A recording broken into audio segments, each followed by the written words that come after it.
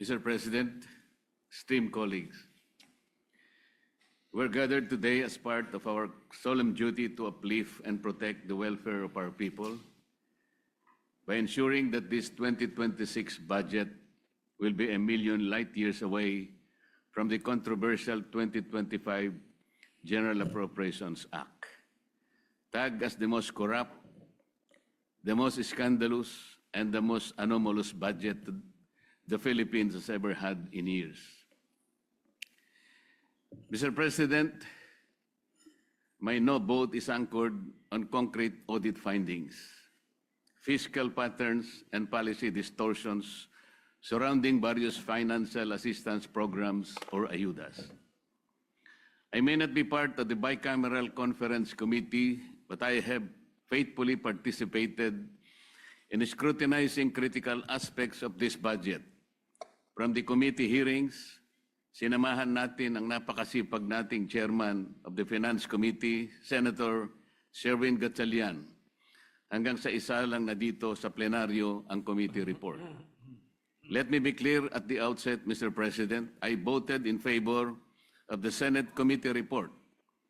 I supported our Senate version because it reflected hours of rigorous scrutiny during committee hearings and plenary debates, where we collectively tried to correct the mistakes of the past, particularly those that plagued the 2025 budget and the corrupt and rotten system that gave birth to and proceeded from it. However, come the bicameral conference committee deliberations, tila bumalik sa dating forma ang mga alokasyon na maingat nating binantayan.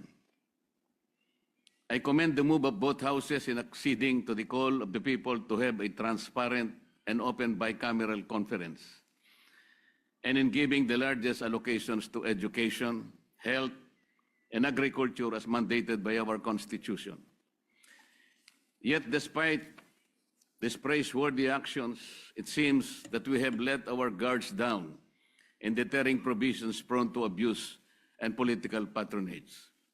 Mr. President, I am not against helping the poor. I have always fought for them. The state has the constitutional duty to assist vulnerable sectors in pursuit of social justice.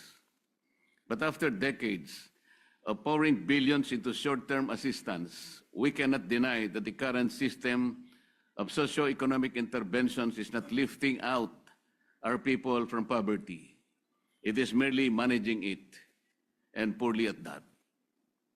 From the start, I have repeatedly expressed my position on the proliferation of ayuda programs. No matter how noble our intentions are, Mr. President, the outcomes fall short of what we envision. After years of pouring billions into short-term assistance, the hard truth remains. The lives of our people are not improving. Worse, the number of Filipino families who consider themselves poor continue to rise. The data are unmistakable, Mr. President. The September 2025 Social Weather Station survey revealed that 50% or at least 14.2 million Filipino families consider themselves poor, 1% higher than the 49% previously recorded just 3 months earlier. In 2024, the annual average for self-rated poor families stood at 57%, while both 2023 and 2022, the average was 48%. Even more alarming, as of November 5, 2025, about 22% of Filipino families experience involuntary hunger, going hungry with nothing to eat, at least once in the past 3 months, the highest level recorded since 1998 outside the pandemic. Mr. President, these are not abstract statistics. These are lived realities. And they beg the question, if ayuda is working, why are more Filipinos continue to be hungry and poor today? AIX, MAIFIF, TUPAD, samutsari na ang naimbentong dagdag na listahan ng mga ayuda. Iba't ibang termino rin ang nagagamit. Ngunit patuloy lamang itong naabuso at nagagamit pampolitika. At hindi ito haka-haka lamang, Mr. President.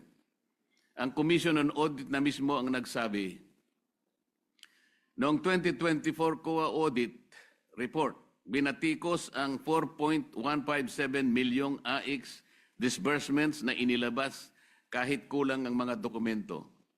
Ilang DSWD field officers din ang nag-ulat ng mababang utilization rates. Non-compliance sa payment schedules at weak validation ng mga beneficiaries, creating serious risks of overestimated targets and improperly screened recipients. COA further reported a duplication between AIX and ACAP, allowing multiple availments by the same beneficiaries, assistance granted to above minimum wage earners and college students, repeated assistance within short periods from different offices, and the non-implementation of 168 out of 288 prior audit recommendations. Yet here we are again. The Bicameral Conference Committee has finished off with the greater budget for the AYUDA programs, including an additional 4.8 billion for AIX, bringing the total to 63.9 billion. A total of 22.44 billion for TUPAD, after the Senate has deliberately reduced it to 13.08 billion, or third reading from the House proposal of 21.03 billion. The revival of MyFIF at 56.6 billion, despite the Senate's earlier attempt to shift to zero balance billing to curb politically mediated medical assistance and push genuine universal healthcare reform. And the insertion of 10 billion for the presidential assistance to farmers and fisherfolk, despite its deliberate removal under the Senate committee report. These four AYUDA reforms or programs alone, now totaling 147.9 billion, are just among the many other discretionary assistance programs. The same pattern emerges in the restoration of unprogrammed appropriations. After initial assurances that these standby funds would be scaled back, the bicameral committee reversed its course and restored unprogrammed appropriations to 243.4 billion, even higher than the House-approved level, as far above the Senate's reduced version of 174.55 billion. This is recklessness. Mr. President, when we place massive increases in AYUDA and standby funds side by side, a troubling picture emerges. We are expanding both the soft channels of political patronage and the fiscal backdoors that allow them to be financed, all while claiming to pursue reform and discipline. This is impunity. Mr. President, other countries show us that assistance can be productive and empowering. Vietnam, for example, focuses on livelihood-enabling support, such as boats and fuel subsidies for fisherfolk, rather than endless cash handouts that foster dependency. Yet, in this bicameral report, we doubled down on unprogrammed funds and lump sum assistance instead of redirecting resources toward long-term solutions for food security, jobs, education, and healthcare systems.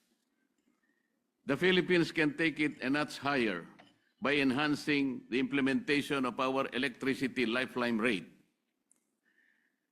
Senate Bill number 63, one of my priority bills, Mr. President, aims to exempt all households consuming 200 kilowatt hours of electricity or less. A median of about 1,750 pesos for 5.5 households will only cost the government an estimated 115 billion pesos per year. This provides for a more transparent and targeted assistance for qualified individuals. It should be pointed out that under the 2025 GAA alone, Sir President, 194 billion worth of AYUDA was set up for the beneficiaries of PORPIS, MAIP, AIX, TUPAD, and ACAP. Senate Bill 63 can lead the way for the re-evaluation of these programs in the future and hopes for lesser reliance on these unviable interventions. After deliberate consideration of this submitted bicameral conference committee report on the disagreeing provisions on House Bill 458, it is with heavy heart that I cast my no vote, Mr. President. I hope that my good friend Senator Sherwin Gatchalian will find it in the goodness of his heart the reasons why I am objecting to this bicameral conference report. Masakit ang loob ko na mag-object dahil kasama niyo akong nagumpisa at nagsimula sa pagbusisi nitong 2026 budget. But I stand my ground for the conviction against the chance of possible abuses of the budget. Despite all the protective measures instilled in this budget, there is the ever-present danger of loopholes in the wordings that may be exploited. An uncomfortable reminder that safeguards on the paper do not always prevent abuse in practice. Matuto na tayo sa mga multo ng kahapon. Huwag na nating bigyan ng pagkakataon na maulit ang mga anomalyang hanggang ngayon ay hindi pa napapanagutan at nagdulot ng puot sa ating mga puso. Maraming salamat, Mr. President.